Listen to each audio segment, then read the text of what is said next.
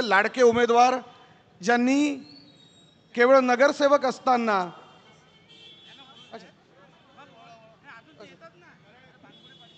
मी तत्पूर्वी रुपालीताईंना विनंती करतो, सगळ्यांची इच्छा आहे, अगदी बाळामामा सुद्धा म्हणले, कारण की रुपालीताईंना मी देखील ऐकलंय, तुम्ही कांचनताईंचं भाषण ऐकलं आत्ताच थोड्या वेळापूर्वी, तुम्ही हे पण भाषण ऐका, तुम्हाला कन्फ्युजन होईल की जास्त चांगलं भाषण कोणाचं आहे. मी सन्माननीय रुपालीताईंना विनंती करतो की कृपया आपण सभेला संबोधित करावं.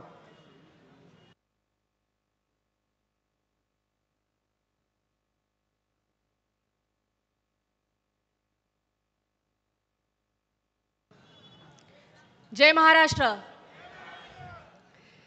ज्यांच्या विचारांनी संपूर्ण महाराष्ट्र घडला असे अखंड हिंदुस्थानचे आराध्य दैवत छत्रपती शिवाजी महाराज. अवघ्या 32व्या वर्षी शेवटच्या श्वासापर्यंत मृत्यूशी झुंज देणारे छत्रपती संभाजी महाराज, ज्यांनी शिवरायांना घडवलं, वाढवलं, स्वराज्य निर्मितीची प्रेरणा दिली, तर राष्ट्रमाता राजमाता जिजाऊ महासाहेब, ज्यांनी लिहिलेल्या संविधानावर आजही संपूर्ण देशाची व्यवस्था चालते, ते विश्वरत्न बोधिसत्व डॉक्टर बाबासाहेब आंबेडकर, ज्यांनी महिलांना शिक्षणाचा हक्क आणि अधिकार मिळवून दिला, त्या क्रांतीज्योती सावित्री माता फुले, या महामानवांस आणि महान स्त्रियांच्या पवित्र स्मृतीस, वीर कार्यांस आणि थोर विचारांस माझं विनम्र अभिवादन. महाराष्ट्राचा स्वाभिमान दिल्लीच्या तख्तासमोर झुकून न देता रयतेचं राज्य पुन्हा प्रस्थापित करण्यासाठी आज ह्या वयातही ज्यांचा अविरतपणे संघर्ष चालू आहे, ते संघर्षाच्या वाटेवरील एक अपराजित योद्धे आदरणीय शरदचंद्रजी पवार साहेबांच्या पुरोगामी विचारांस आणि कार्यांस माझं विनम्र अभिवादन. मराठी माणसाच्या हक्कासाठी, महाराष्ट्राच्या स्वाभिमानाच्या रक्षणासाठी शिवसेनेसारखी संघर्षाची संघटना महाराष्ट्राला देणारे हिंदू हृदय सम्राट आदरणीय बाळासाहेब ठाकरेंच्या पवित्र स्मृतीस, वीर कार्यांस आणि थोर विचारांस माझं विनम्र अभिवादन. कोविड सारख्या महान संकटामध्ये महाराष्ट्रवासियांच्या पाठीशी खंबीरपणे उभे राहणारे, अतिवृष्टी पूरग्रस्त परिस्थितीमध्ये 10,000 कोटीचा निधी महाराष्ट्राला देणारे आदरणीय उद्धवसाहेब ठाकरेंच्या महान कार्यांस आणि त्यांना माझं विनम्र अभिवादन. माझ्या रक्ताचा शेवटचा थेंब देखील मी देशसेवेसाठी अर्पण करेन असं म्हणणाऱ्या आदरणीय माजी पंतप्रधान स्वर्गीय इंदिरा गांधीजींच्या पवित्र स्मृतीस माझं विनम्र अभिवादन. आताच येत असताना एक बॅनर बघितला, तो बॅनर कुठल्या पक्षाचा हे सांगण्याची मला गरज वाटत नाही. इथे 1500 रुपये दिल्यात, आता माहेरचा आहेर 2100 रुपये. तर मला इथे म्हणावंसं वाटतं, या बॅनरवर अजून काही गोष्टी नमूद करा की तुम्ही अजून खूप सारे आहेर माझ्या महाराष्ट्रातल्या भगिनींना दिलेले आहेत. त्यामधला एक आहे महागाईचा आहेर, महिला असुरक्षिततेचा आहेर आणि बेरोजगारीचा आहेर. या गोष्टी तुम्ही तुमच्या बॅनरवर नमूद करा, तरच तुमचा बॅनर पूर्ण होईल. येत असताना पक्षाचे ऑफिस दिसले, त्याच्यावर सुद्धा खूप मोठा फोटो आणि लाडक्या बहिणीला 1500 रुपये असं लिहिलेलं होतं. खरं तर कीव वाटते. लाडकी बहीण हा मुद्दा पुढे करून महिला भगिनींची मतं खेचण्याचा जो केविलवाणा प्रयत्न चालू आहे, त्याची कीव वाटते. आज माझ्या महिला भगिनींना या 1500 रुपयांपेक्षा एक सुरक्षित महाराष्ट्र हवा आहे. या महिला भगिनींना त्यांच्या युवकांच्या हाताला रोजगार हवा आहे. जी वाढलेली महागाई आहे ती कमी व्हायला पाहिजे आहे. महिला महाराष्ट्रातल्या सक्षम झाल्या पाहिजेत. त्यांना तुमचा 1500 रुपयाचा आहेर वगैरे काहीही नकोय. आज आपण बघत असाल, आपल्या महाराष्ट्रातले 17 उद्योगधंदे परराज्यात गेले. 4 लाख कोटींची गुंतवणूक इतर राज्यांमध्ये गेले. जर महाराष्ट्राची भाकरी खाऊन तुम्ही जर गुजरातची चाकरी करत असाल, तर मत मागायलाही गुजरातला जा हे सांगण्याची वेळ आता आली आहे. महाराष्ट्राच्या स्वाभिमानासाठी, महाराष्ट्राच्या रक्षणासाठी आदरणीय बाळासाहेब ठाकरेंनी शिवसेना पक्ष उभारला. आदरणीय पवार साहेबांनी राष्ट्रवादी पक्ष उभा केला. परंतु आपण बघितलं असेल, मागच्या काळामध्ये पक्ष फोडले, चिन्ह चोरलं, कुटुंब फोडलं. पण मी इथे सांगेन, त्यांचं कुटुंब हे फक्त कुटुंब नाही. त्यांचं कुटुंब तुम्ही इथे समोर बसलेले स्वाभिमानी जनता आहे. आणि ही जनता 50 खोक्यांमध्ये विकली जात नाही हे दाखवण्याची ही वेळ आहे. आपण बघितलं असेल आदरणीय उद्धवसाहेब ठाकरेंचा वर्षापासून मातोश्रीपर्यंतचा प्रवास प्रत्येक शिवसैनिकाचं हृदय हेलावून टाकणारा होता. परंतु मी इथे सांगेन हाच प्रवास मातोश्रीपासून वर्षापर्यंतचा पुन्हा बघायला प्रत्येक शिवसैनिकाने, महाविकास आघाडीच्या प्रत्येक कार्यकर्त्याने, पदाधिकाऱ्याने, जनतेने पुन्हा बघायला सज्ज व्हा. कल्याण पश्चिमचे उमेदवार सन्माननीय श्री सचिनदादा बासरे यांच्याबद्दल मी सांगेन की एक सर्वसामान्य घरातून आलेले, सर्वसामान्यांमध्ये रमणारे, सर्वसामान्यांमध्ये मिसळून त्यांच्या समस्या जाणून घेऊन काम करणारे असे उमेदवार आहेत. ते नगरसेवक असताना त्यांनी आपल्या कामाची पोचपावती तुम्हाला दिलेली आहे. जर एक नगरसेवक आपल्या विभागात अतिशय चांगल्या प्रकारे काम करू शकतो, जर तुमच्या साथीने, तुमच्या आशीर्वादाने आज जर आमदार म्हणून ते विधानसभेत जातील तर कल्याणच्या सर्वांगीण विकासामध्ये त्यांचं अतिशय मोलाचं योगदान राहील, यात शंका नाही. आपण म्हणालो पैसे इतर गोष्टींचे आमिष ही दाखवण्यासाठी आहेत. ज्या वेळेस एखादी निवडणूक जनता हातात घेते त्यावेळेस काय होतं हे आपण भिवंडी लोकसभा क्षेत्राच्या निवडणुकीच्या वेळेस बघितलेलं आहे. आणि आपल्या सर्वांच्या आशीर्वादाने, आपल्या साथीने भिवंडी लोकसभा क्षेत्राचे सन्माननीय खासदार श्री सुरेशजी म्हात्रे साहेब म्हणजेच आपल्या सर्वांचे लाडके बाळा मामा यांना आपण सर्वाधिक मताधिक्य कल्याण पश्चिम मधून दिलेला आहे. पुन्हा एकदा हे दाखवून द्यायची वेळ आलेली आहे की ज्या वेळेस जनता एखादी निवडणूक हातात घेते त्यावेळेस ही दडपशाही गाडून लोकशाहीचा विजय होतो. हे कल्याण पश्चिम मधील प्रत्येक स्वाभिमानी जनता येत्या 20 तारखेला दाखवून देईल. आणि 23 तारखेला सन्माननीय श्री सचिनजी बासरे साहेब यांच्या विजयाचा गुलाल उधळला जाईल आणि विजयाची सभा सुद्धा इथेच होईल. इथे येत असताना कानावर शब्द पडले की ह्याच ठिकाणी अनेक पराक्रमी, अनेक यशस्वी सभा झालेल्या आहेत. आजची एक सभा आणि 23 तारखेला होणारी यशस्वी सभेसाठी प्रत्येक स्वाभिमानी मतदार बंधू भगिनींनी, महाविकास आघाडीच्या सर्व पदाधिकारी आणि कार्यकर्त्यांनी सज्ज व्हा असं आव्हान मी इथे करत आहे आणि थांबते. जय हिंद, जय महाराष्ट्र, जय जिजाऊ, जय शिवराय, जय महाविकास आघाडी.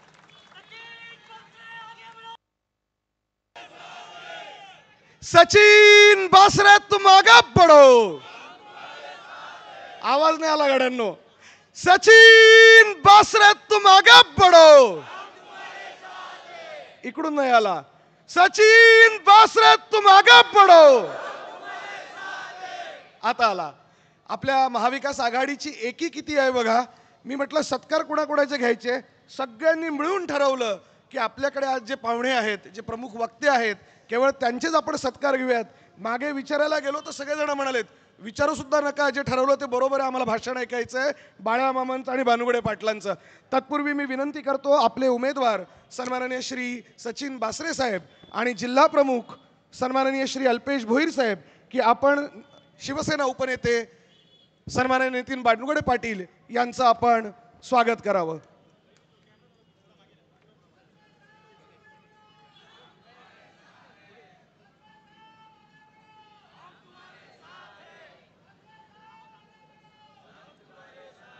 हर हर अरे हर हर जय जय जय जय जय भवानी.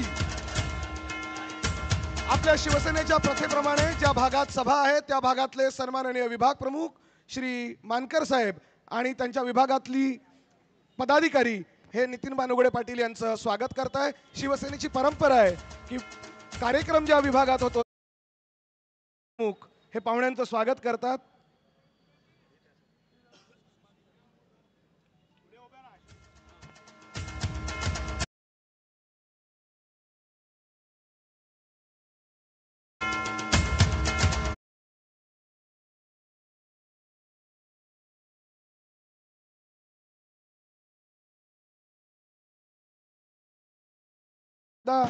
आपले सगळ्यांचे लाडके उमेदवार श्री सचिन बासरे आणि जिल्हा प्रमुख श्री अल्पेश भोईर, ॲडव्होकेट अल्पेश भोईर यांना विनंती करतो की आपले आजचे दुसरे प्रमुख वक्ते आणि आपल्या सगळ्यांचे लाडके खासदार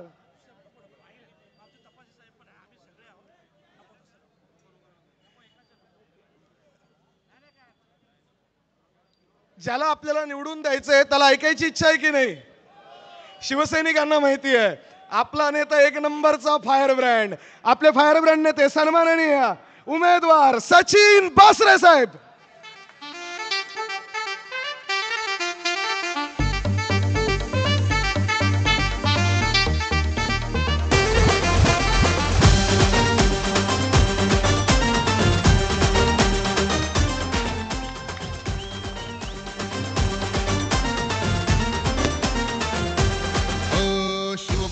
पहिलं अरमार सरदार किल्ला दुर्गाडी दुष्टांना भेदण्या आली आली महाविकास आघाडी.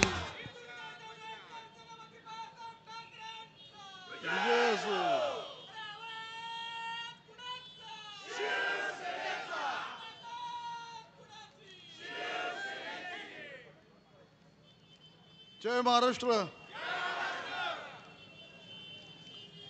आज या व्यासपीठावर उपस्थित आमचे उपनेते नितीन बानगुडे पाटील साहेब, सगळ्यांचे लाडके खासदार भिवंडी लोकसभेचे बाळामामा म्हात्रे, महेश तपासे, प्रशांत माळी, कांचनताई कुलकर्णी, राजाभाऊ पातकर, स्वप्नील रोकडे, फैजल जलाल, आमचे सहकारी उमेशजी बोरगावकर, आणि आत्ता ज्यांनी स्त्री शक्तीचा आवाज काय असतो ते दाखवलं त्या रुपालीताई. अजून कोणाचं नाव राहिलं असेल तर मी सन्माननीय व्यासपीठ म्हणून म्हणतो, कारण कोणी राग मानू नका. कारण अशी कधी वेळ येईल ह्या व्यासपीठावर मी उभा राहील. ही आमची महापालिका इथं आहे. माझ्या राजकीय कारकिर्दीची सुरुवात ज्या ठिकाणी झाली ती आमची ही कल्याण डोंबिवली महापालिका इथं आहे. आणि हेच ते लोकमान्य हॉटेल आहे जिथं आम्ही बसायचो आणि मिसळ खायचो. आत्ताही खातो पण त्यावेळी. आणि आमच्या मनात कधी असा विचार नव्हता की इथपर्यंत हा शिवसैनिकाचा प्रवास इथपर्यंत येणार आहे.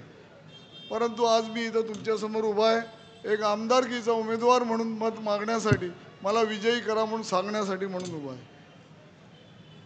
ही सभा महाविकास आघाडीची सभा आहे आणि आमचे सगळे मित्रपक्षाचे प्रतिनिधी, आमचे सहकारी व्यासपीठावर उपस्थित आहेत, तसे समोर पण बसलेले आहेत.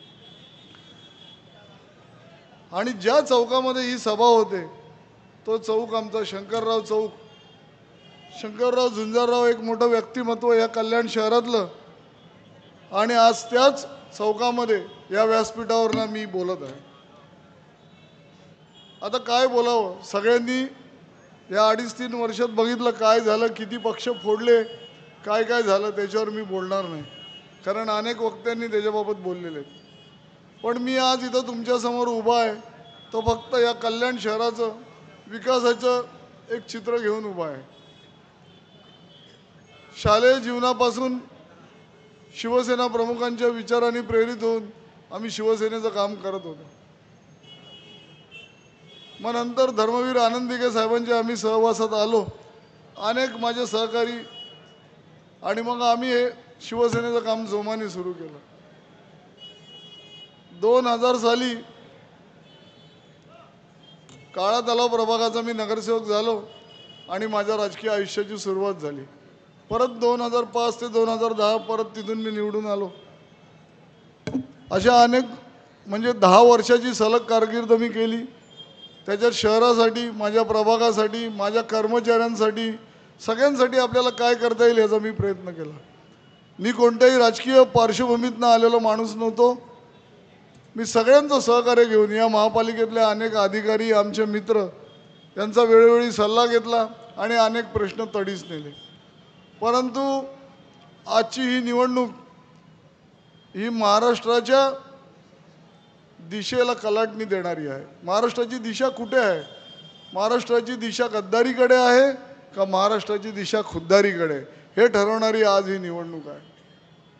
लोकसभेला इथल्या जनतेने दाखवून दिलं की महाविकास आघाडीमध्ये कोणताही पक्ष असेल, कोणत्याही पक्षाचा उमेदवार असेल, परंतु आम्ही महाविकास आघाडीसोबत आहोत आणि आज आपले आदरणीय खासदार या व्यासपीठावर बसलेले आहेत. आता वेळ आहे इथून आपला आमदार निवडून आणण्याची. तसा मी काय खास वक्ता नाही आहे, जोरदार भाषण करत नाही, म्हणजे खूप काही टाळ्या पडतील असं.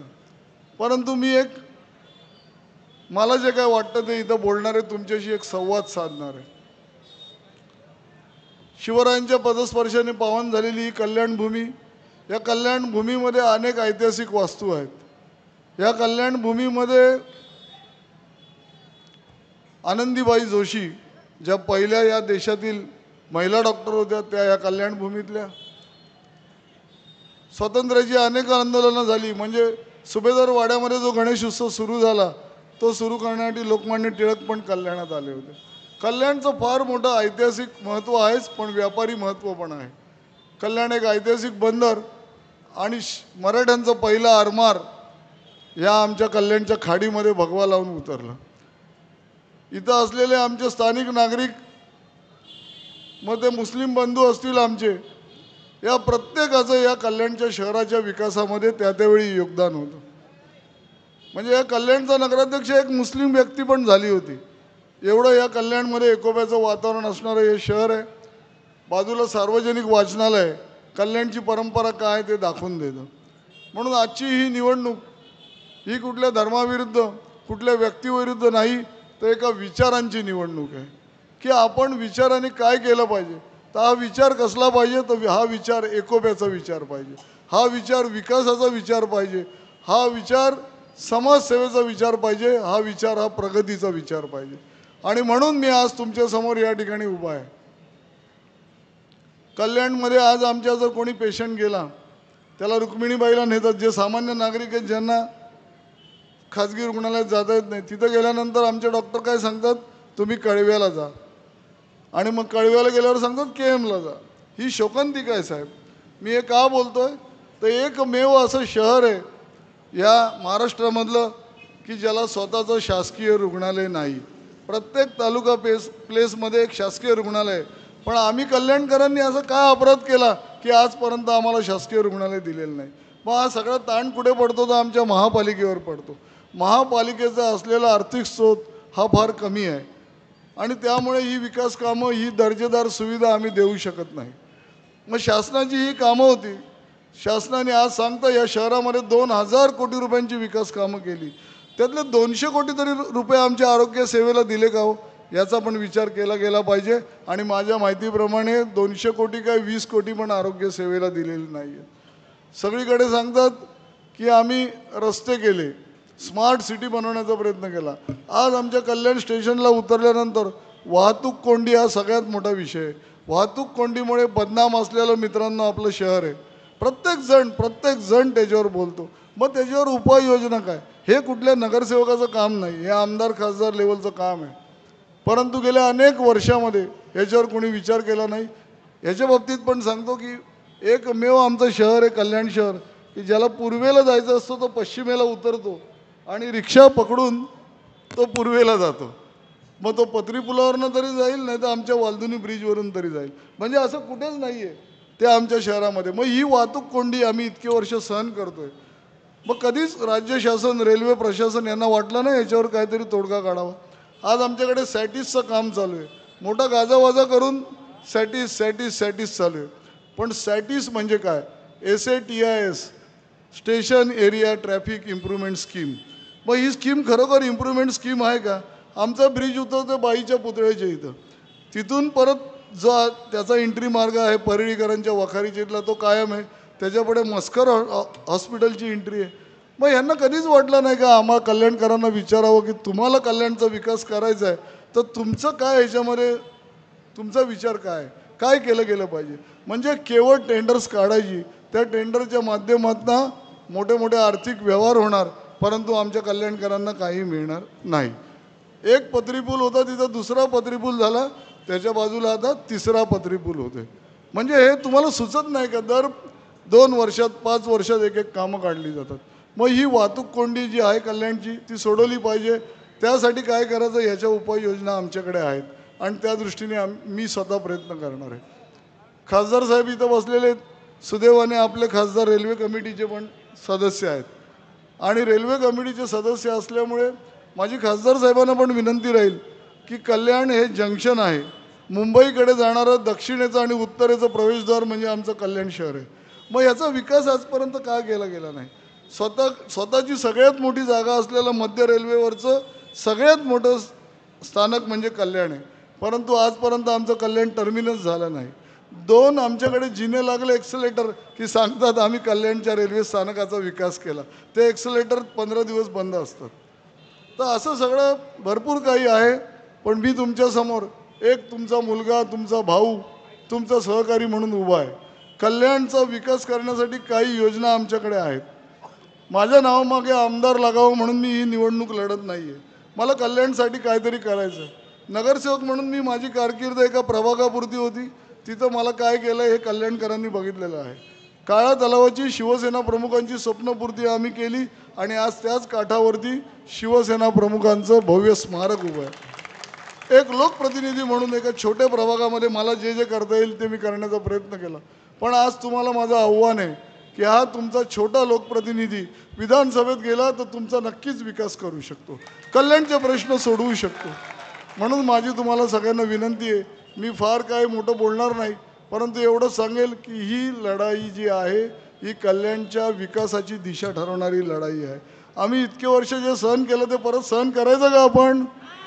मग हे कुठेतरी आपल्याला बदललं पाहिजे. हा बदल हा घडला पाहिजे. परिवर्तन संसार का नियम आहे आणि म्हणून आपल्याला बदल घडवण्यासाठी येणाऱ्या 20 तारखेला ज्यावेळी तुम्ही मतदान केंद्रामध्ये जाल तेव्हा मतदान केंद्रामध्ये मशाल या निशाणी समोरील बटन दाबायचं आहे. तुम्हाला 1 नंबरवरती उमेदवार म्हणून माझं नाव आहे, माझी निशाणी मशाल आहे. आपल्या सगळ्यांनी ते बटन दाबा, मला विजयी करा आणि कल्याणच्या विकासाची नवीन दिशा ठरवण्यासाठी मला विधानसभेत पाठवा. एवढंच मी तुम्हाला आव्हान करतो आणि इथं थांबतो. जय महाराष्ट्र.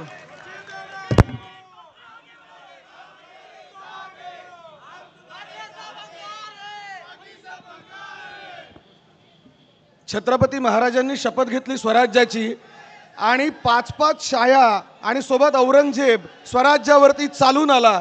त्यांच्याकडे पैसा होता, संपत्ती होती, साधन होते, हत्ती होते, घोड्या होता, तोफा होत्या, उंट होते, तरीही ते हरले. त्या औरंगजेबाची कबर इथे महाराष्ट्रातच खोदली गेली. त्याचं कारण फक्त एकमेव होतं, महाराजांबरोबर लढणाऱ्या मावळ्यांकडे होती ती प्रामाणिक निष्ठा. आणि साहेब आम्हाला खात्री आहे याच निष्ठेने लोकसभेवरती भगवा फडकवला होता. याच निष्ठेमुळे येणाऱ्या विधानसभेमध्ये सुद्धा भगवा फडकवला जाईल. तत्पूर्वी मी विनंती करतो, ज्यांचं भाषण ऐकायला आपण सगळेजण उत्सुक आहोत ते आपल्या सगळ्यांचे लाडके खासदार सन्माननीय बाळामामा म्हात्रे.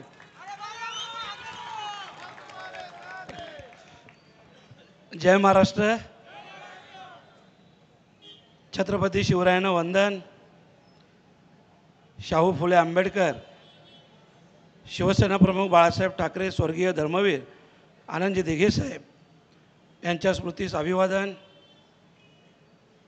आज ह्या ठिकाणी कल्याणच्या ऐतिहासिक नगरीत कल्याण पश्चिम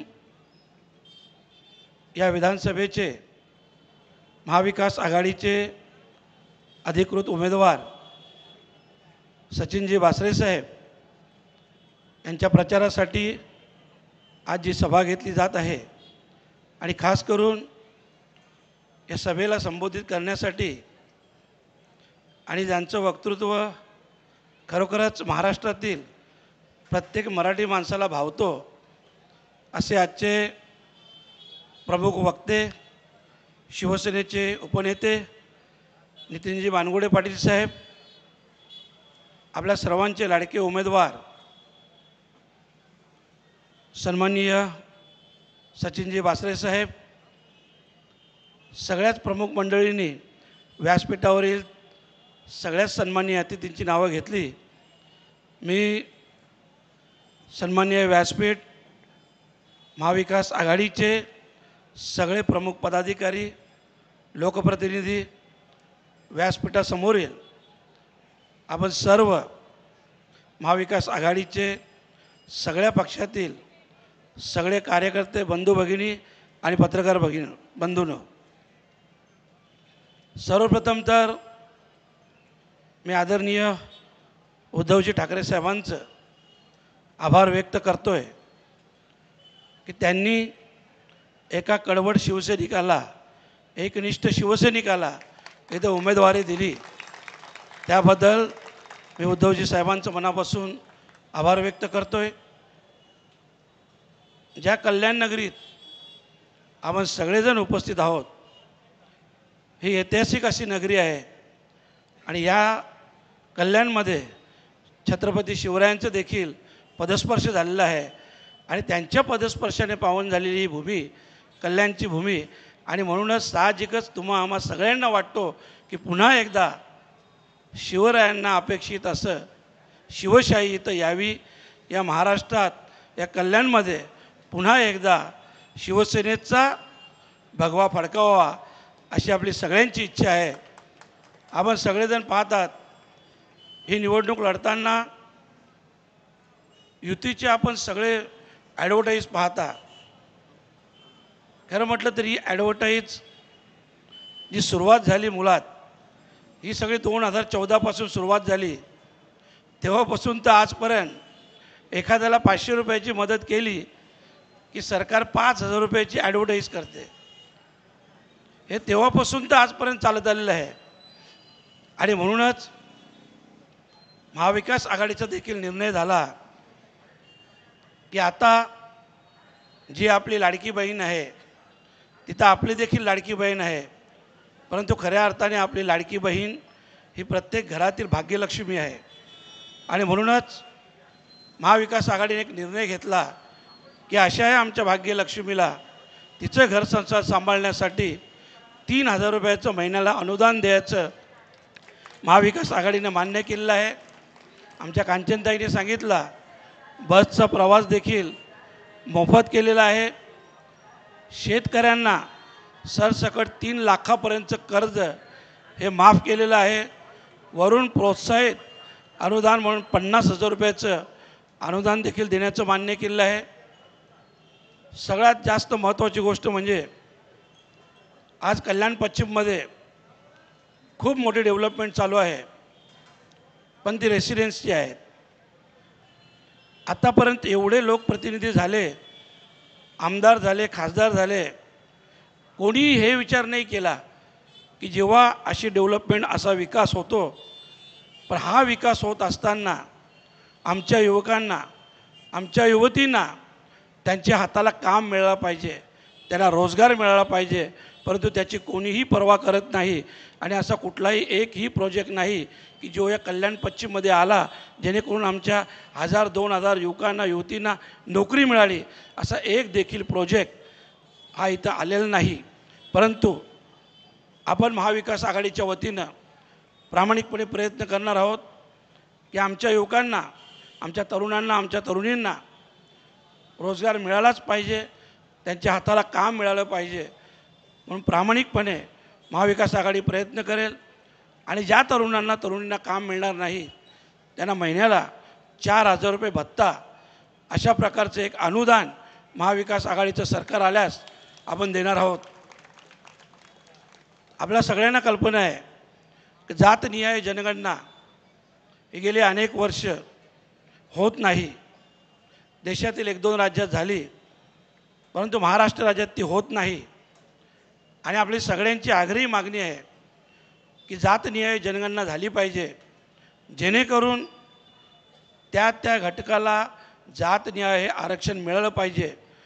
आदरणीय शरदचंद्रजी पवार साहेबांनी सांगितलं, 8 महिने अगोदरच सांगितलं की केंद्र सरकारने निर्णय घ्यावा, जे 50% आरक्षण आहे ते 75% देखील न्यावं. आमचा कसलाही विरोध नाही, आम्ही त्याला जाहीर पाठिंबा द्यायला तयार आहोत, परंतु असा केंद्र सरकारने निर्णय घ्यावा. परंतु तो निर्णय झाला नाही. आणि म्हणूनच महाविकास आघाडीच्या वतीनं सत्ता आल्यास जातनिहाय जनगणना करून त्या जातीला त्याच्या जनगणनेनुसार प्राधान्य दिलं जाईल, अशा प्रकारचं एक वचन आपण देत आहोत. ही पंचसूत्री आहे महाविकास आघाडीची, जी आपण लोकांसमोर घेऊन जात आहोत. आपला ही देखील कल्पना असेल, आज कल्याणसारख्या शहरात आमच्या एका आर्याताईंनी मला लिहून दिलं मुद्दामून की काका, ज्या पहिल्या महिला डॉक्टर झाल्या आनंदीबाई जोशी, त्यांचा जन्म कल्याणमध्ये झाला. भले नंतर त्या पुण्यामध्ये गेले असतील, परंतु जन्म हा कल्याणमध्ये झाला. परंतु अशा पहिल्या महिला डॉक्टर असूनसुद्धा आज कल्याणमध्ये एकही हॉस्पिटल नाही. ही तुमच्या आमच्या सगळ्यांसाठी एक शर्मेची गोष्ट आहे. नुकताच एक अहवाल सादर झाला, ज्या अहवालामध्ये जे काय आमच्या माता भगिनींवर, आमच्या तरुणींवर, आमच्या चिमुकलींवर जे अन्याय होतात, ते सगळ्यात जास्त अन्याय या कल्याण जिल्ह्यात झालेले आहेत. खरं म्हणजे ही तुमच्या आमच्यासारखी खूप लाजिरवाणी गोष्ट आहे, शर्मेची गोष्ट आहे. परंतु सरकारला याचं काहीही सौर्यसूतक नाही. आपले जे उमेदवार आहेत त्यांच्याबद्दल मी एवढंच सांगेन, सचिन भासे साहेबांना आपण सगळेजण जवळून ओळखता. एकदा नगरसेवकची संधी मिळाली, 10 वर्ष 20 वर्ष नव्हे, 100 200 300 400 वर्ष जोपर्यंत हे कल्याण शहर आहे, आपल्या 10 पिढ्या देखील त्यांची आठवण ठेवतील असा काला तलाव आणि त्याचं सुशोभीकरण त्यांनी केलं, ही खूप मोठी गोष्ट आहे. कारण त्यावेळेस तुमच्या आमच्या सगळ्यांच्या विचाराच्या पलीकडची गोष्ट होती. एकही आमदाराने एवढे वर्ष होऊन गेले, खासदार होऊन गेले, कोणी अशी गोष्ट केली नाही की जी तुमच्या आमच्या सगळ्यांच्या स्मरणात राहील, जी तुमच्या आमच्या सगळ्यांसाठी जिचा वापर होईल, जिथं आपण आपल्या कुटुंबासहित जाऊ शकतो, विरंगुळा घेऊ शकतो. कारण आज आपण पाहतात जी गरीब कुटुंब आहे, मध्यमवर्गीय कुटुंब आहेत, त्यांच्यासाठी तो एकमेव काळा तलाव किंवा तिथलं जे सौंदर्यीकरण झालेलं आहे, तिथली जी गार्डन आहे, हे एकमेव अशी जागा आहे. मित्रांनो, मला पूर्ण विश्वास आहे की आपण त्यांना जर संधी दिली तर नक्कीच आपल्याला अपेक्षित असं काम ते करून दाखवतील. मी आपल्याला मुद्दाम सांगेन, सगळ्यात पहिले तर राहून गेलो बोलता बोलता, आपले कल्याणकरांचे आभार मानायचे मी राहून गेलो, त्याबद्दल माफी मागतो. परंतु आपल्या सगळ्यांचे मनापासून आभार व्यक्त करतो आहे, कारण कल्याणवाल्यांनी भरभरून 75,000 मतं दिली. आणि मित्रांनो, जरी समोरचे काहीही बोलत असतील की त्यांना 1,03,000 मतं मिळाली, पण त्या 28,000 मतांमध्ये मनसेची देखील मतं होती, त्यांचाही उमेदवार लढतो, इतर अपक्ष देखील होती, त्यांचाही उमेदवार लढतो. आणि बाकी गोष्टी मी बोलायची गरज नाही, कशी परिस्थिती आहे ते. आणि म्हणून अशा परिस्थितीत आपल्याला नक्की संधी आहे. फक्त आपण सगळ्यांनी सतर्कतेने, सावधानतेने, जबाबदारीने त्या संधीचं जर सोनं करायचं ठरवलं तर नक्कीच सोनं होऊ शकतो. आणि मी एवढंच सांगेन की ती तारीख देखील 20 मे होती, ही तारीख 20 नोव्हेंबर आहे. तेव्हा मी 2 नंबरला होतो, तुम्ही 1 नंबरला आणला. आता देवाच्या कृपेने भासेसाहेब 1 नंबरलाच आहेत. बस आपला नंबरच आपल्याला फक्त ठेवायचा आहे आणि तो तुम्ही नक्की ठेवाल अशा प्रकारची अपेक्षा व्यक्त करतो. सगळ्यांची रजा घेतो. धन्यवाद. जय हिंद, जय महाराष्ट्र.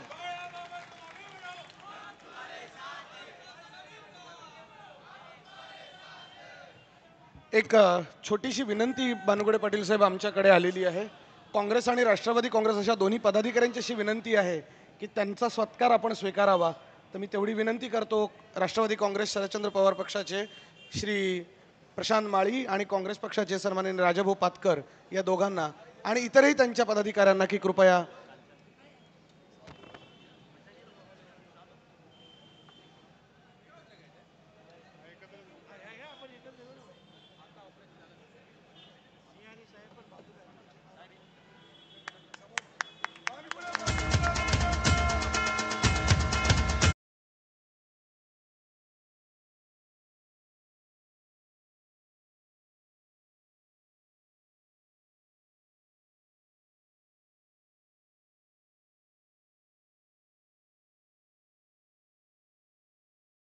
सन्माननीय शिवसेना उपनेते श्री नितीन बानुगडे पाटील यांना विनंती करतो की कृपया आपण सभेला संबोधित करावं.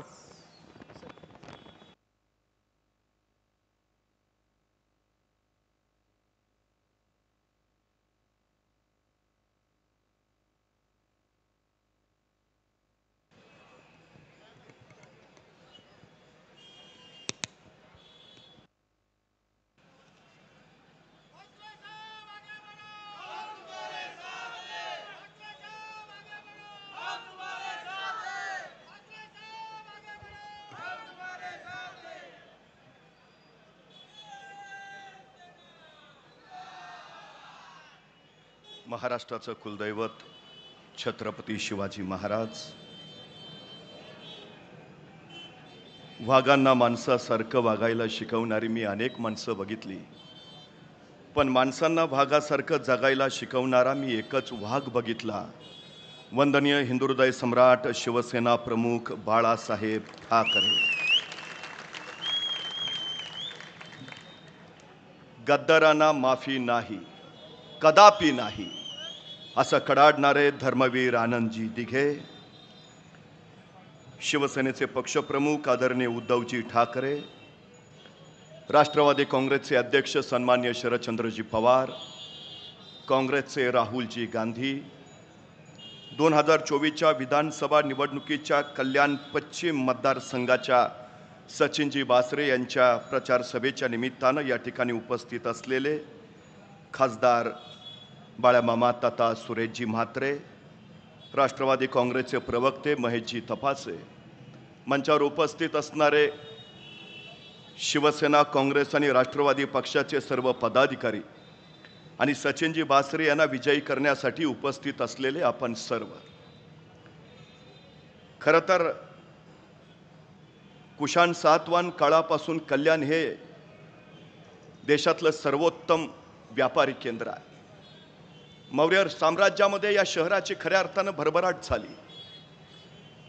छत्रपती शिवाजी महाराजांच्या पावन स्पर्शानं पुनीत झालेलं हे शहर 350 वर्षापूर्वी छत्रपती शिवाजी महाराजांनी सांगितलं, महाराष्ट्राला धोका जमिनीवरनं नाही, महाराष्ट्राला धोका समुद्रावरनं आहे.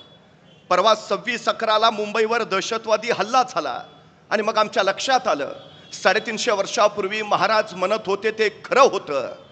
याच महाराष्ट्राचं रक्षण करण्यासाठी 350 वर्षापूर्वी छत्रपती शिवाजी महाराजांनी आरमार उभारलं आणि या आरमारासाठी जहाजांची निर्मिती करणारा पहिला कारखाना छत्रपती शिवाजी महाराजांनी या कल्याणमध्ये उभा केला.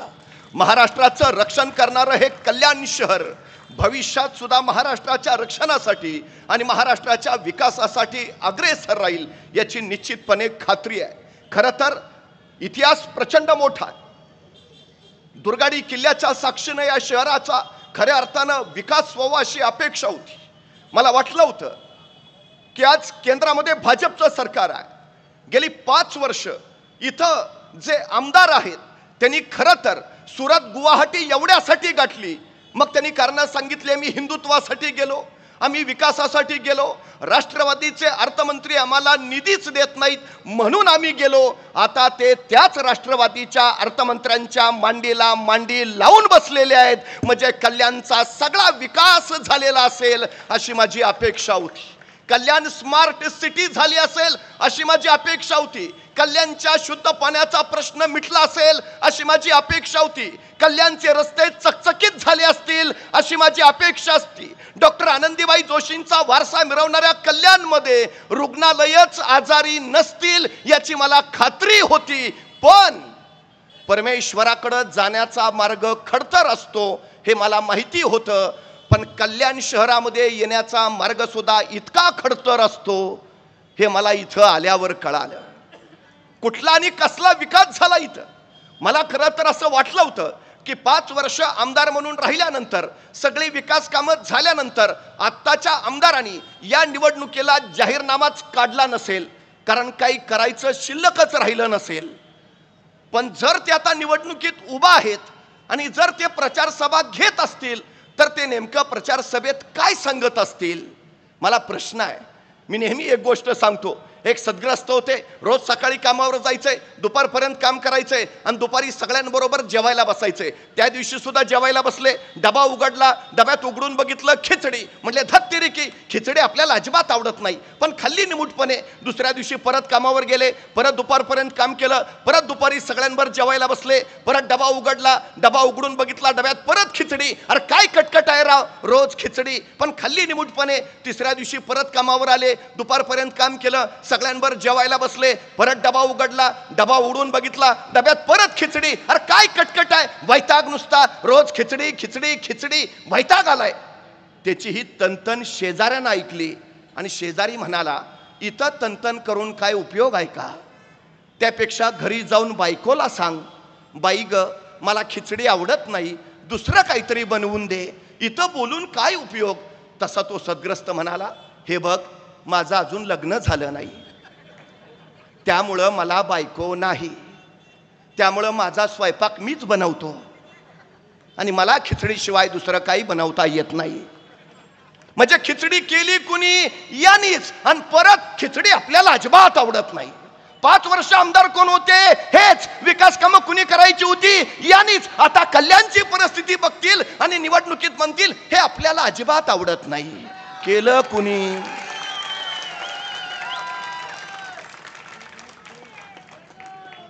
आता तुम्हाला कल्याण शहराच्या विकासाची खिचडी हवी आहे का प्रगतीचं शिवभोजन हवंय हे तुम्ही ठरवायचं. आणि 20 तारखेला मशालीचं बटन दाबून सचिनजी बासरे यांना विजयी करायचं.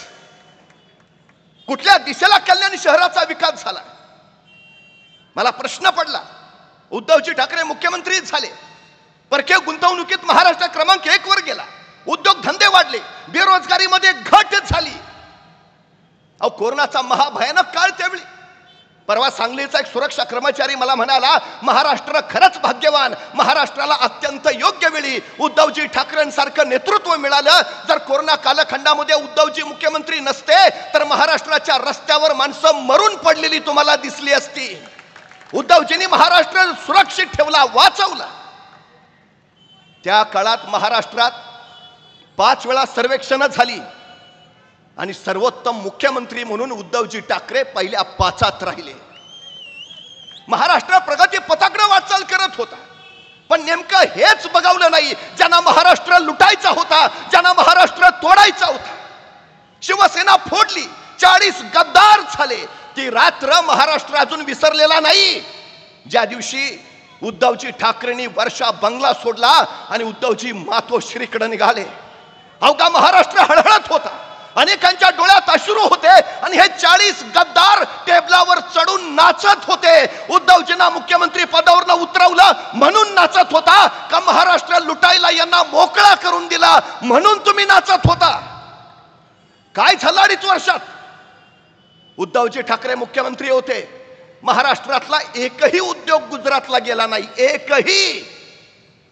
आणि उद्धवजी मुख्यमंत्री पदावर उतरले, एक उद्योग गुजरातला, लाखो तरुणांना नोकऱ्या देणार IFC सेंटर गुजरातला, सॅफ्रॉन प्रकल्प गुजरातला, गेल प्रकल्प महाराष्ट्राबाहेर, टाटा एअरबस ज्याचं उद्घाटन परवा पंतप्रधानांनी वडोदरामध्ये केलं, महाराष्ट्राच्या नाकावर टिचून केलं, तो महाराष्ट्रात होणार होता.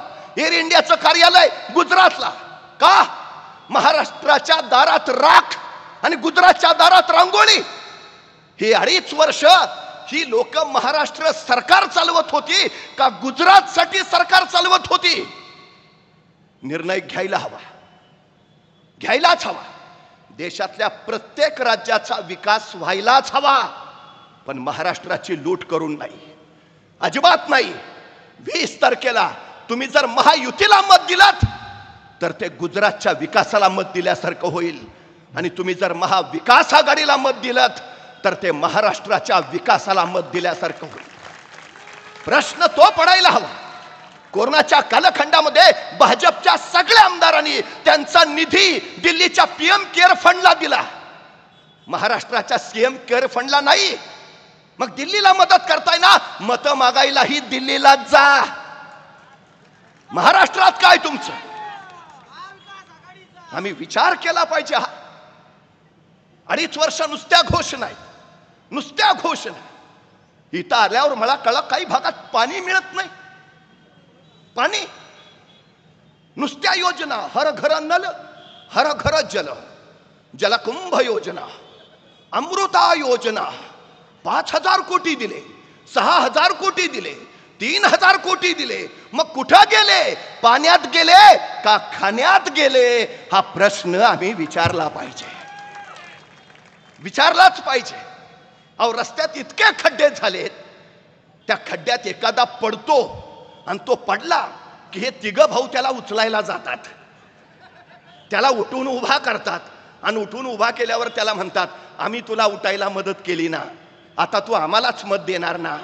तो म्हणतो मी पाठीवर पडलोय, डोक्यावर नाही. हे का खड्डे आहेत कळतं ना लोकांना. ये पब्लिक है, सब जानती है. काय झालं 2.5 वर्षात कळतंय ना सगळं. काय परिस्थिती आहे इथली. तरुणांची तर वाताहात करून टाकली यांनी पुरती. तरुणांच्या तोंडचा घास पळवला गेला यांनी. 42% तरुण महाराष्ट्रातले बेरोजगार आहेत, पुरते बेरोजगार. नोकऱ्याचं नाही त्यांना. परवा पोलीस भरती निघाली, जागा होत्या 7,000, अर्ज झाले 8 लाख. शासनाच्या 3 विभागाच्या भरत्या निघाल्या, जागा होत्या 23,000, अर्ज झाले 35 लाख. स्वच्छता कर्मचारी म्हणून ज्यावेळी एखादा इंजिनियर मुलाखत द्यायला जातो त्यावेळी काळी झळहळत. काय उपयोग झाला त्याचा शिकून. काय केलं नेमकं. आज महाराष्ट्रात रोज 2 तरुण बेरोजगारीमुळे आत्महत्या करतायत. रोज 2 तरुण. गेल्या काही वर्षामध्ये 17.5 लाख लोकांनी देश सोडलाय. त्यापैकी 2,82,000 हे 500 कोटीच्या पुढच्या संपत्तीचे मालक आहेत, जे इथं उद्योग सुरू करू शकत होते. पण या सरकारच्या धोरणाला कंटाळून ते सरळ निघून गेले परदेशात. दुसऱ्या देशांचं नागरिकत्व त्यांनी परतर. आणि उरलेले 98% तरुण पोरं आहेत, नोकऱ्या शोधायला परदेशात गेलीत. देशाबाहेर नोकऱ्या करायला जाणाऱ्यात महाराष्ट्र क्रमांक 1 आहे. परवा मी दुबईला गेलो होतो. मला वाटेनाच मी दुबईत आहे. सगळे आपलेच. ज्या हॉटेलमध्ये जेवायला गेलो तो म्हटला मी पुण्याचा.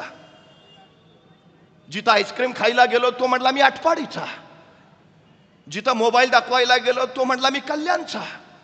म्हणलं इकडं काय आहे. म्हटला तिकडं काय आहे. तिकडं काही नाही म्हणून आम्ही इकडं आहे. अरे जी मनुष्य संपदा देशाच्या अर्थव्यवस्थेला बळकट करू शकते, ज्यांची विद्या या देशाला 3री महासत्ता बनवू शकते, ती तरुण संपदा देश सोडून निघाली का. इथं त्यांना संधी नाही. कच्ची बाजारपेठ बनवलं तुम्ही महाराष्ट्राला. इंग्रज व्यापारी म्हणून आले, राज्यकर्ते बनले. हे राज्यकर्ते म्हणून आलेत आणि व्यापारी बनलेत हे लक्षात घ्यायला हवं.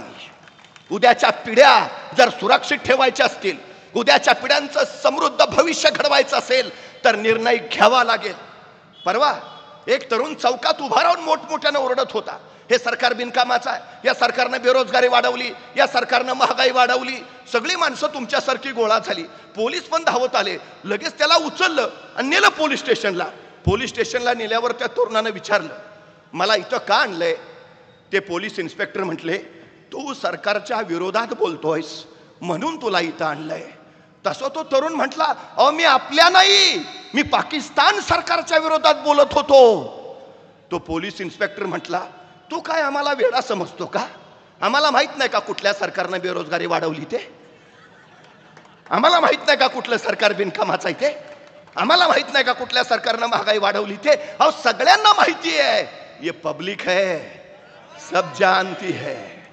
निर्णय घ्यायला हवा की नको. मग लोकसभेला नांदेडमध्ये मतदान झालं.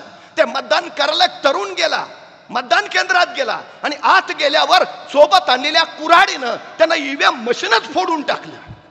पोलिसांनी पकडलं. का फोडलं ईव्हीएम मशीन. म्हणला या सरकारमुळे माझी नोकरी गेली, या सरकारमुळे मी बेरोजगार आहे म्हणून ईव्हीएम मशीन फोडलं. तरुणांमध्ये प्रचंड संताप आहे. पण मला सांगा, ईव्हीएमचं मशीन फोडून नोकरी मिळेल का. नाही. मग 20 तारखेला मशालीचं बटन दाबून सचिन बासरेंना निवडून आणून महाविकास आघाडीचं सरकार महाराष्ट्रात स्थापन करून जर पुढे गेलो तर इथल्या तरुणांना नोकरी मिळेल. ही सगळ्यात महत्वाची वस्तुस्थिती आहे. मला सांगा ना, गेल्या 2.5 वर्षात कल्याणमध्ये किती नवे उद्योग आले, किती नवे प्रकल्प झाले. अहो आहेत ते प्रकल्प हलवायचे चाललेत. अवघ्या महाराष्ट्रातनं पोटाची खळगी भरण्यासाठी माणसं इथं येतात. आता इथले उद्योग पळाले तर ही माणसं जातील कुठं. शेतीला भाव नाही, शिक्षणाची अवस्था तर त्याहून वाईट. पोरांना नोकऱ्या नाहीत, करायचं काय. चाकरी करायला गुजरातला जायचं. मग यासाठी 108 हुतात्म्यांनी बलिदान देऊन मुंबई मिळवली. कशासाठी. मराठी अस्मितेसाठी, मराठी स्वाभिमानासाठी आम्हाला उभा राहावंच लागेल. ही सगळ्यात आणि सगळ्यात महत्वाची गरज आहे. सगळ्यात. नाहीतर अवघड होईल, सगळं अवघड होईल.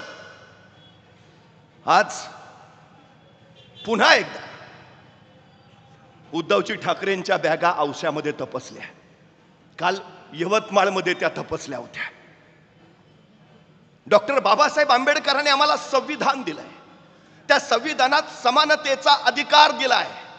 सगळ्यांना न्याय समान आहे, सगळ्यांना कायदा समान आहे. मग सत्ताधारी पक्षांच्या किती लोकांच्या बॅगा तपसल्याचे व्हिडिओ तुमच्या आमच्यापर्यंत पोहोचले नाही? बॅगा तपासल्या उद्धवजी ठाकरेंच्या. तपासाओ, काय सापडेल तुम्हाला? काय आहे उद्धवजींकडं? अवघ्या महाराष्ट्रातील जनतेचं प्रेम सापडेल तुम्हाला तिथं. उद्याचा महाराष्ट्र कसा घडवायचा याच्या संकल्पना सापडतील तिथं. लढत राहिले उद्धवजी. पक्ष गेला, चिन्ह गेला, सगळं. आज 19 जून 1966 असं समजेन आणि पुन्हा उभा राहीन. जिद्दीनं उभा राहिलेत. माझ्या महाराष्ट्राच्या गर्दनीला कुणाचं नख लागू देणार नाही. त्या स्वाभिमानासाठी उभा राहिला हवा. त्या स्वाभिमानासाठी. सर्वसामान्यांचं जगणं तर पुरतं मुश्किल झालंय. लाडकी बहीण योजना जरूर उत्तम. 2019ला आता जे मंत्री आहेत ना, त्यांनी निवडणूक आयोगाकडे त्यांच्या संपत्तीचं विवरण दिलंय. 2019ला त्यांची संपत्ती किती आहे बघा, आणि 2024ला त्यांनी पुन्हा या निवडणुकीच्या माध्यमाने निवडणूक आयोगाकडे संपत्तीचं विवरण दिलंय. दुप्पट तिप्पट संपत्ती झाली यांची. 5 कोटीवाला 55 कोटीवर गेलाय. 10 कोटीवाला 25 कोटीवर आलाय.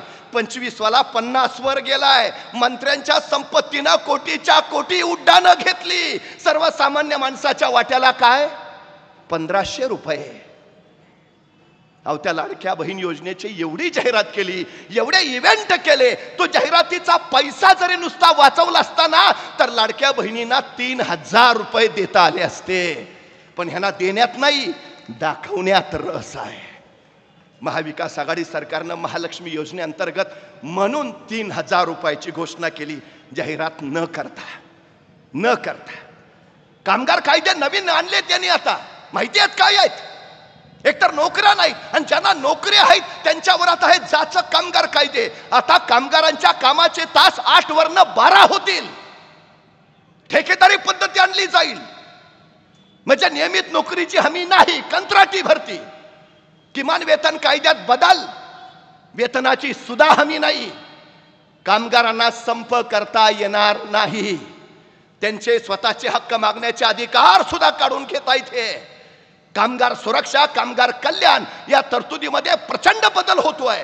कामगार पुरता देशोधडीला लावायचं ठरतं यांचं. अरे हा महाराष्ट्र कामगारांच्या कष्टावर उभा आहे. त्यांच्या घामावर तो सुजलाम सुफलाम झालाय. त्या कामगारांचं भविष्य घडवायला हवं. जुनी पेन्शनची मागणी किती वर्ष चालली आहे, यांना पाजर फुटला नाही. पण महाविकास आघाडीनं सांगितलं, सत्तेवर आल्यावर या कर्मचाऱ्यांना जुनी पेन्शन तत्परतेनं लागू करू. महाराष्ट्राचं हित ज्या गोष्टीत आहे त्या गोष्टी महाविकास आघाडी सरकार करेल. आज आणखी महाराष्ट्राचं वातावरण वेगळ्या सामाजिक वातावरणात नेलं गेलं. पूर्वी आम्हाला शाळेत शिकवलं जायचं, दगडावर दगड घासला की ठिणग्या उडतात, मग अग्नी पेटतो, आणि मग अशा पद्धतीनं अग्नीचा शोध लागला. आता ह्यांना नवीन शोध लागलाय. जातीवर जात घासली, धर्मावर धर्म घासला की ठिणग्या उडतात, मग आग पेटते आणि त्याच्यावर आपल्या सत्तेची पोळी भाजून घेता येते.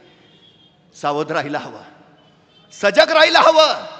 कुणीतरी महाराष्ट्रात येतंय आणि सतत गरजतंय, बटेंगे तो कटेंगे. अरे हट, हा महाराष्ट्र आहे. रुमना बाजूला टाकून दिल्लीच्या तख्ताला धडका देणारा महाराष्ट्र हा महाराष्ट्र आहे. चिनाबच्या पल्याड जाऊन अब्दालीच्या नांग्यात ठेचणारा महाराष्ट्र हा महाराष्ट्र आहे. बचेंगे तो और भी लढेंगे करत उत्तरे थैमान घालणारा महाराष्ट्र हा महाराष्ट्र आहे. मरहट्टा हूं, मारूंगा तो चढकर मारूंगा असं कडाडणारा महाराष्ट्र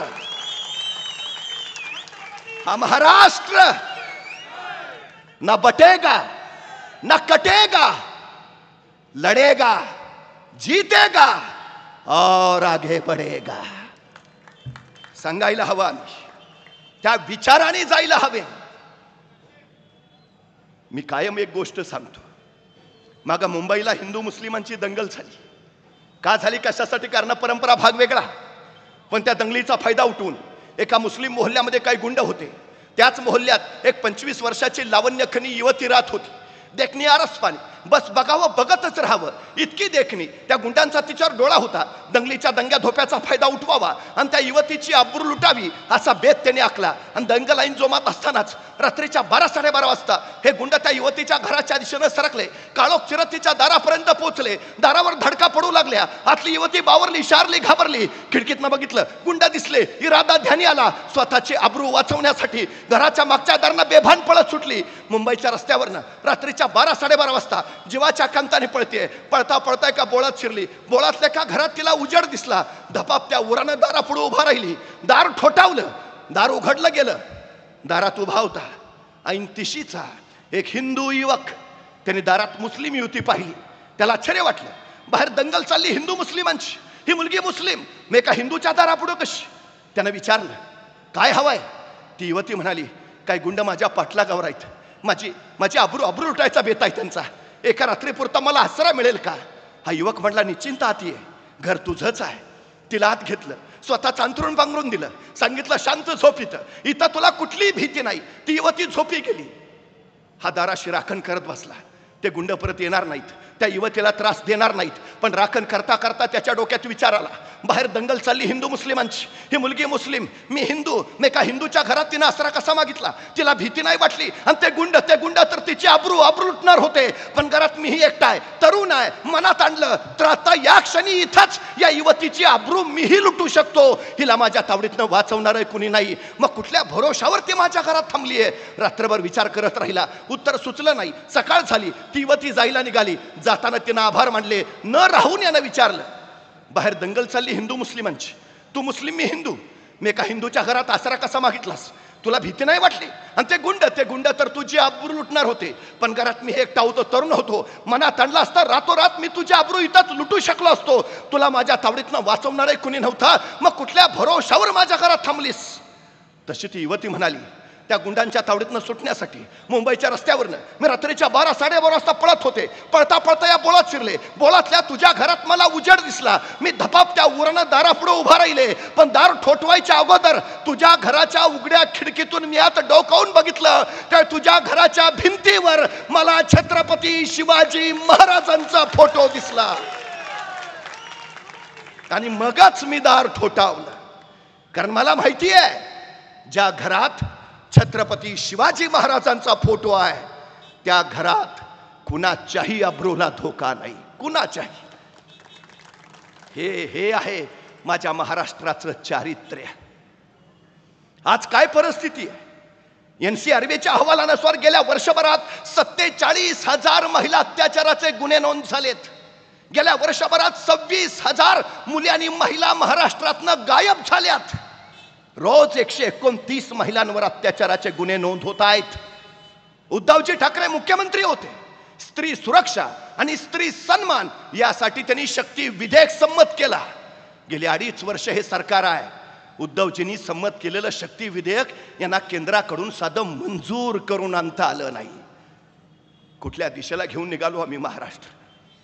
परवा 3.5 वर्षाच्या मुलीवर बदलापूरमध्ये अत्याचार केला. माणसं पेटून उठली. त्या नराधमाला आमच्या ताब्यात द्या म्हणून कडाडली, तर त्यांच्यावर सुद्धा लाठी हल्ला केला का? आम्ही आमच्या पोरी बाळांच्या रक्षणासाठी उभा राहायचं नाही? अंतरवाली सराठीमध्ये मराठा समाजाला आरक्षण मिळावं म्हणून माता भगिनी आंदोलन करत होत्या, त्यांच्यावर लाठी हल्ला झाला का? आम्ही आमच्या न्याय हक्कासाठी लढायचं नाही?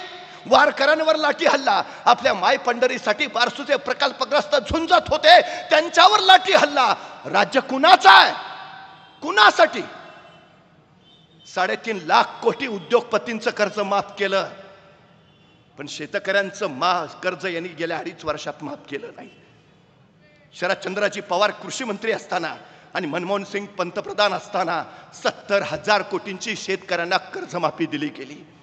ते महाविकास आघाडीचं सरकार उद्याच्या प्रत्येक घटकासाठी गरजेचं आहे. अपेक्षा तेवढ्यासाठीच आहे. या 20 तारखेला निर्णय घ्या, नाहीतर उद्याची पिढी आम्हाला विचारेल, महाराष्ट्र लुटला जात होता त्यावेळी तुम्ही काय करत होता? तरुणांच्या तोंडचा रोजगार गुजरातला पळवला जात होता त्यावेळी तुम्ही काय करत होता? अभिमानानं सांगायला हवं. असं काही होणार नाही. कारण आम्ही सचिनजी बासरेंच्या खांद्याला खांदा लावून उभा होतो. आम्ही हातात मशाल घेऊन उभा होतो. आम्ही महाविकास आघाडीच्या सोबत उभा होतो. युगप्रवर्तक छत्रपती शिवाजी महाराजांनी हे राष्ट्र उभा केलं. राष्ट्र उभा करणाऱ्या छत्रपती शिवाजी महाराजांचा पुतळा सुद्धा यांना नीट उभा करता आला नाही. 8 महिन्यात राजकोटचा पुतळा कोसळला. 8 महिन्यात. 350 वर्ष झाली महाराजांनी सिंधुदुर्ग बांधलाय. लाटांचे तडाखे 350 वर्ष झाली त्या सिंधुदुर्गावर आदळत आहेत. पण त्या लाटांच्या तडाख्याने सिंधुदुर्गाची दगडं झिजलीत. पण 2 दगडांना सांधणारा जो चुन्याचा चिरा आहे ना, तो अजून जसाच्या तसा आहे. त्या चुन्याच्या चिऱ्याला मी निष्ठा मानतो. दगड झिजतील, निष्ठा नाही. ती निष्ठा चिरंतन आहे. तीच निष्ठा घेऊन सचिनजी बासरे उभा आहे. ही लढाई गद्दार विरुद्ध निष्ठावंत अशी आहे. ही लढाई महाराष्ट्र धर्माची आहे. हे लक्षात घ्या. पुतळा वाऱ्यानं नाही, पुतळा भ्रष्टाचारानं पोकरलेल्या व्यवस्थेनं कोसळलाय. पुतळा नव्हे महाराष्ट्राची अस्मिता कोसळली. पुतळा नव्हे महाराष्ट्राचा स्वाभिमान कोसळलाय. पुतळा नव्हे इथली नैतिक मूल्य ढासळलीत. शिवछत्रपतींचा तो महाराष्ट्र पुन्हा उभा करायचा आहे. खात्री आहे येत्या 20 तारखेला मशालीचं बटन दाबून आपण सचिनजी बासरे यांना विक्रमी मताने विजयी कराल. जर जगणं करायचं असेल खुशालीचं तर बटन दाबा मशालीचं.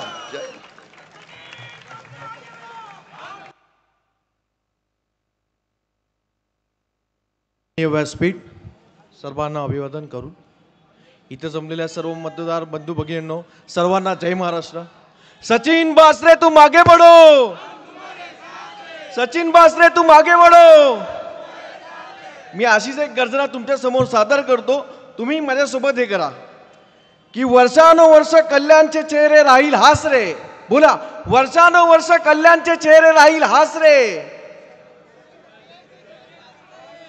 अरे वर्षानुवर्ष कल्याणचे चेहरे राहील हासरे. आता फक्त सचिन भाऊ बासरे. आता फक्त सचिन भाऊ बासरे. धन्यवाद. सगळे आपल्या कुटुंबाचाच भाग असले तरी आभार प्रदर्शन आवश्यक आहे. आणि राष्ट्रगीतानंतर आपण या कार्यक्रमाची सांगता करणार आहोत. शिवसेनेची पद्धत आहे. मी सगळ्यात पहिल्यांदा सन्माननीय बाळा परबसाहेब यांना विनंती करतो की आभार प्रदर्शन आणि राष्ट्रगीत करावं.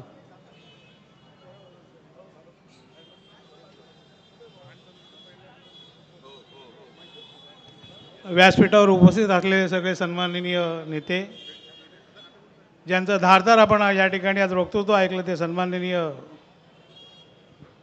पाटील साहेब, बाळ्यामामा, सन्माननीय खासदार, या सगळ्यांचे व्यासपीठावर असलेले काँग्रेस, राष्ट्रवादी आणि उपस्थित सर्व कार्यकर्त्यांचे या ठिकाणी मी आभार मानतो. आणि अशीच जागरूकता, अशीच गर्दी शेवटच्या 20 तारखेपर्यंत आपण ठेवावी. आणि सन्माननीय उद्धव साहेबांना या कल्याणकडनं एक आमदार आपल्याला निवडून द्यायचा आहे, तो आपला भाऊ सचिन दिलीप बासरे. बस या ठिकाणी आल्या सगळ्यांचं मी मनापासून आभार मानतो. यानंतर राष्ट्रगीत झाल्याशिवाय कोणी जाऊ नये अशा सगळ्यांना विनंती.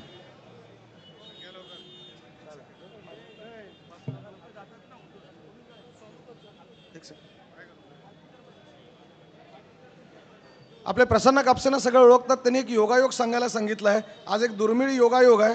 आज कार्तिकी एकादशी आहे आणि आपली सभा शंकरराव चौकामध्ये विठ्ठलाच्या पायाशी होत आहे. त्यामुळे विजयाचा नारळच आज फुटला आहे. आपण राष्ट्रगीत सुरू करूयात. हे राष्ट्रगीत आहे का मित्रा? आहे राष्ट्रगीत? चल एक साथ राष्ट्रगीत शुरू करेंगे. शुरू कर. अधिनायक जय हे भारत भाग्य विधाता, पंजाब सिंध गुजरात मराठा द्राविड उत्कल बंगा, विंध्य हिमाचल यमुना गंगा उच्चल जलधि तरंगा, तव शुभ नामे जागे, तव शुभ आशीष मांगे, गाहे तव जय गाथा, जन गण मंगलदायक जय हे भारत भाग्य विधाता, जय हे जय हे जय हे जय जय जय जय हे भारत माता की, भारत माता की जय भवानी. सगळ्यांचे धन्यवाद, आभारी आहोत. जय महाराष्ट्र.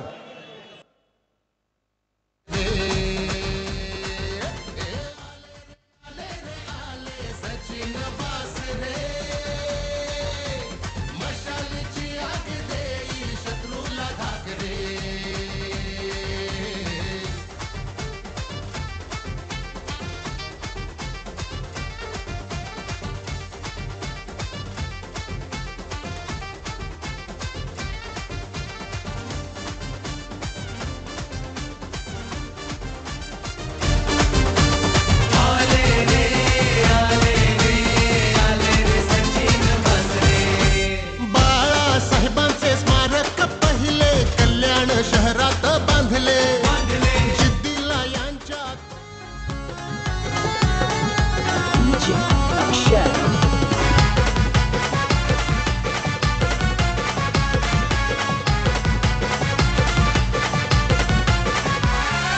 कल्याण शहरात त्याच्या नावाचा चालतंय वेगोल पाला. उद्धव ठाकरे साहेबांची साथ त्यालाच आहे तो शिवसेनेवाला.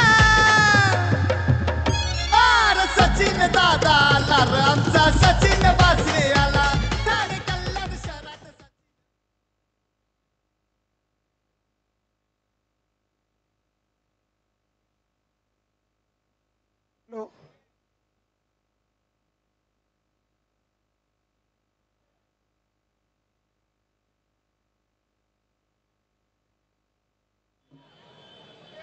हे बाईट चालू.